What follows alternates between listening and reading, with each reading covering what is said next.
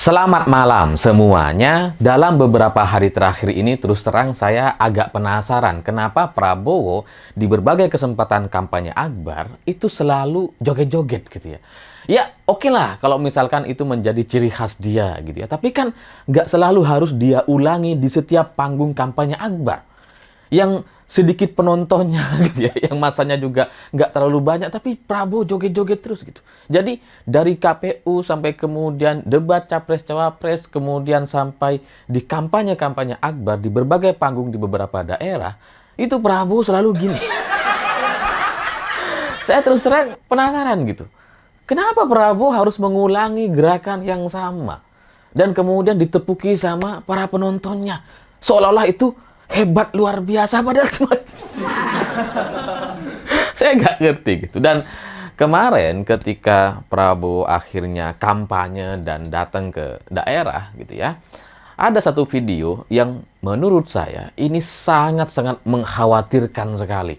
Sangat mengkhawatirkan, dan ini akan nyambung dengan soal joget-joget Prabowo tadi. Sebelum lebih lanjut saya bahas tentang Prabowo ini, silahkan simak dulu video berikut ini.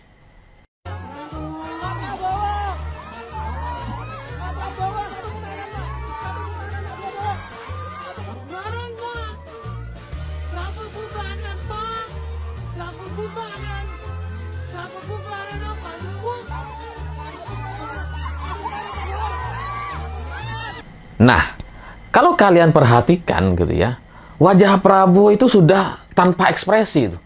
Yang pendukungnya di samping-samping berteriak-teriak semangat Pak, satu putaran dan sebagainya. Prabowo, Prabowo. Itu wajah Prabowo itu sudah tanpa ekspresi. Kalau kita ngelihat matanya, ini matanya udah tatapan yang sangat kosong gitu.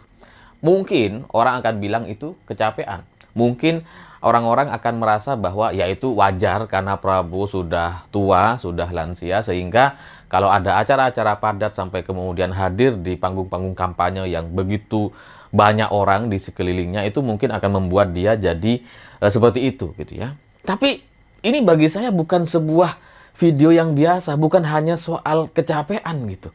Tapi Prabowo seperti orang yang sudah nggak tahu mau ngapain. Dia ngeliat orang di samping kanan kirinya, itu udah kosong matanya gitu. Tatapan atau ekspresinya udah nggak ada, sehingga mungkin kenapa dia jadi joget-joget di panggung seperti itu terus-menerus, dan berbeda dengan panggung-panggung tahun 2014 lalu, di mana Prabowo kalau pidato berapi-api sampai gebrak-gebrak meja gitu ya. Itu sudah nggak terjadi hari ini gitu ya. Udah nggak kita lihat lagi, yang kita lihat malah joget-joget seperti itu. Itu mungkin karena Prabowo sudah nggak tahu mau ngapain, sehingga dia hanya melaksanakan apa yang diarahkan gitu. Disuruh joget, joget.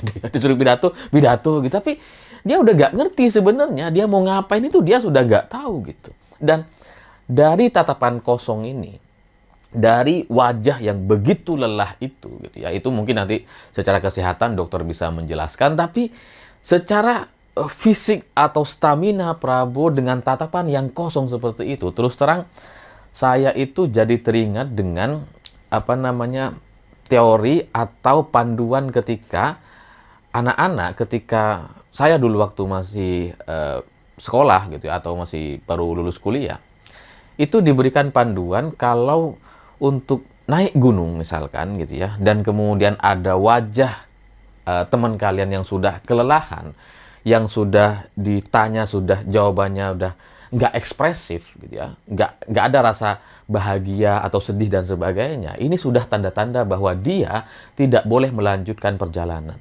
Itu dalam teori yang saya dapat gitu ya. Saya dulu beberapa kali naik gunung gitu ya, di Semeru, di Papandayan, dan di Jawa Tengah pernah juga beberapa gunung gitu. Jadi saya kalau dengan rombongan gitu ya, kita harus lihat dulu tuh wajah mereka ini kalau sudah mau naik itu seperti apa. Apakah mereka ada wajah kelelahan, tapi kalau dibecandain masih bisa nyambung gitu ya, masih bisa ketawa, digelitikin masih bisa ketawa, itu situasi yang normal. Tapi kalau wajahnya kayak Prabowo ini, yang diberikan semangat Prabowo satu putaran, Prabowo satu putaran, mestinya dia senyum gitu, mestinya dia semangat gitu.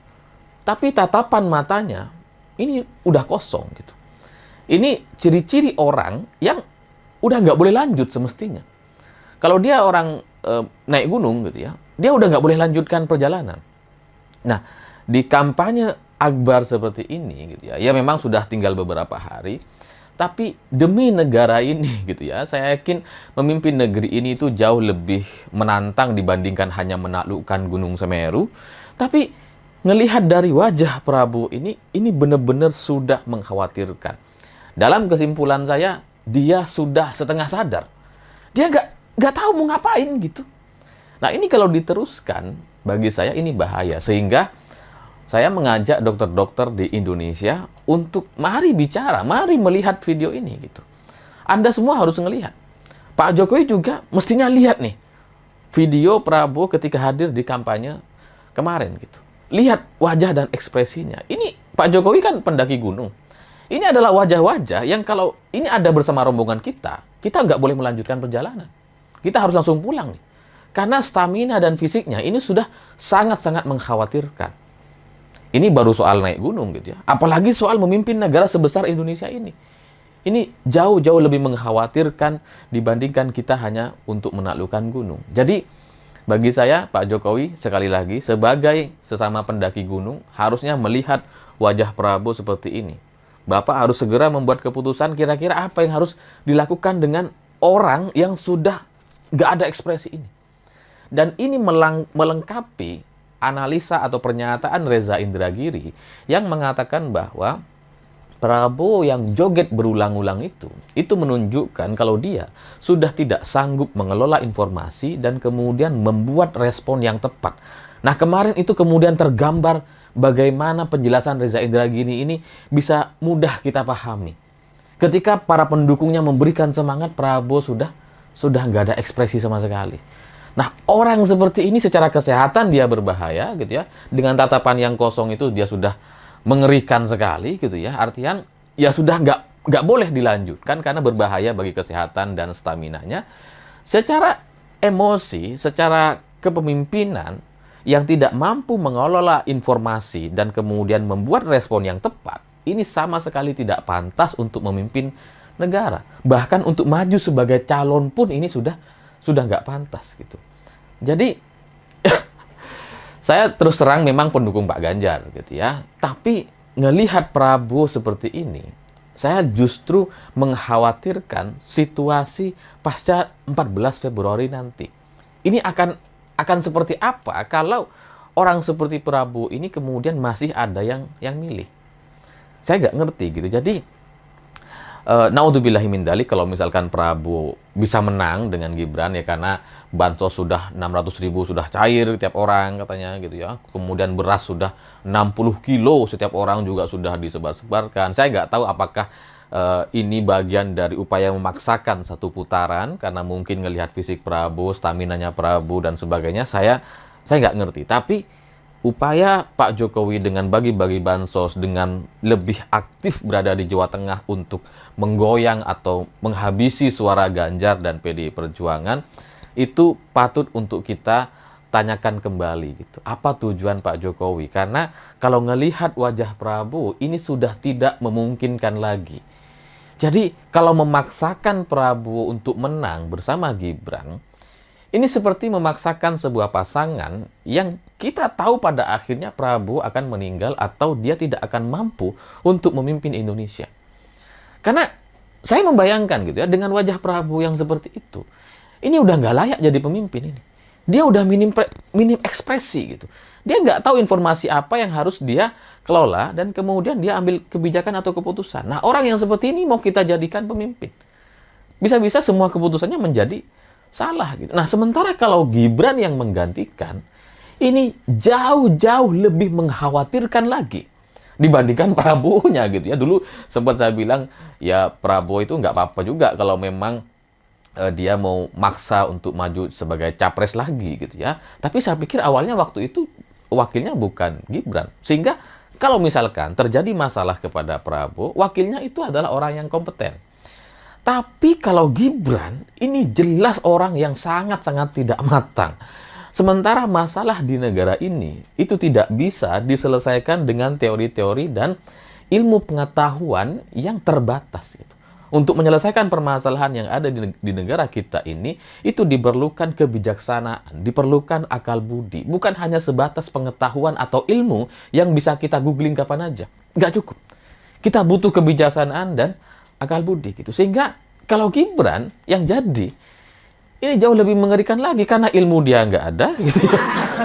Dia salah-salah soal greenflation dan greedflation, dan ketika nanya dia juga sebenarnya nggak ngerti apa yang ingin dia tanyakan.